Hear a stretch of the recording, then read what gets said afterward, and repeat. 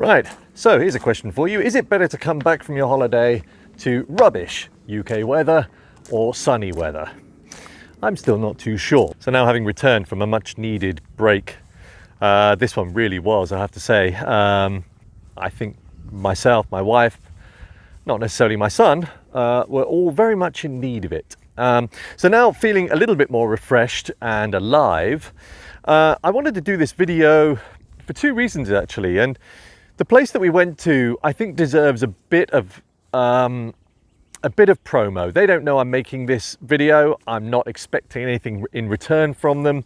Really, for those families out there that are looking for a place to truly experience some proper R&R, this place was perfect for us in the sense that the apartment that you'll see in a second, which is obviously the main reason for this video, is to show again the Tibetan rites, the 5 Tibetan rites, which I've kind of adapted now.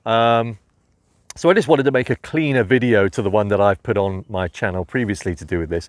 You parents out there, I know that when you go on holiday, the last thing you want to do is to constantly have to think about what you're going to do in the day with your children, and also what food you're going to have to find or make.